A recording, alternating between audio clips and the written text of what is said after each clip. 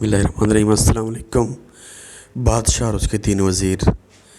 एक दिन बादशाह ने अपने 3 वज़रा को दरबार में बुलाया और तीनों को हुक्म दिया कि तीनों एक एक थैला लेकर बाग में दाखिल हों और वहाँ से बादशाह के लिए मुख्तलिफ़ अच्छे अच्छे फल जमा करें।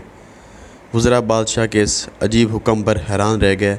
तीनों एकाएक थैला पकड़कर अलग अलग बाग में दाखिल हो गए।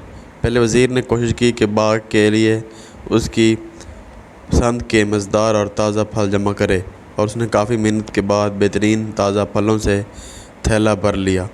दूसरे वज़ीर ने ख़्याल किया कि बादशाह एक एक फल का ख़ुद तो जायज़ा नहीं लेगा कि कैसा है और ना ही फलों में फ़र्क देखेगा, इसलिए उसने बग़ैर फ़र्क देखे जल्दी जल्दी हर किस्म के ताज़ा और कच्चे और गले सड़े फलों से अपना थैला भर लिया। तीसरे वज़ीर ने सोचा कि बादशाह की तवज्जो सिर्फ़ थैले के भरने पर होगी, उसके अंदर क्या है उसे बादशाह नहीं देखेगा।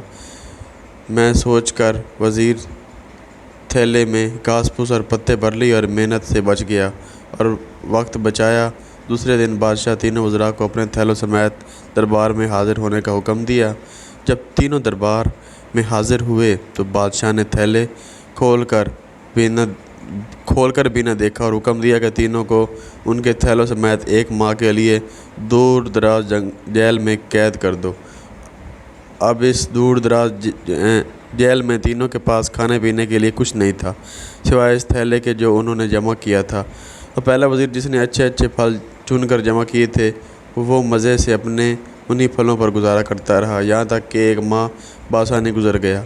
दूसरा वज़ीर जिसने बग़ैर देखे ताज़ा ख़राब तमाम फल जमा किए थे उसके लिए बड़ी मुश्किल पेश आई।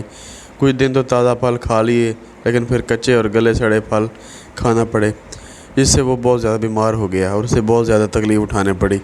तीसरा वज़ीर जिसने अपने थैले में सिर्फ घास फूस ही जमा किया था वो कुछ दिन बाद ही भूख से मर गया क्योंकि उसके पास खाने को कुछ नहीं था। अब अपने आप से पूछिए कि आप क्या जमा कर रहे हैं।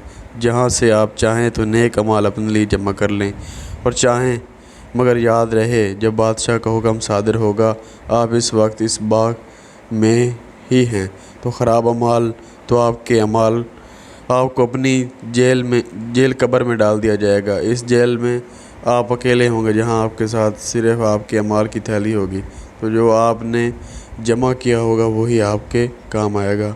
स्टोरी अच्छी लगी हो प्लीज़ मेरा चैनल सब्सक्राइब करें और लाइक करें और अच्छे अच्छे कमेंट्स करें। इंशाल्लाह मज़ीद स्टोरी और अच्छी अच्छी प्यारी प्यारी स्टोरी आपके साथ दोबारा शेयर करूँगा। प्लीज़ मेरा जो चैनल है वो सब्सक्राइब करें। शुक्रिया। अल्लाह हाफ़िज़।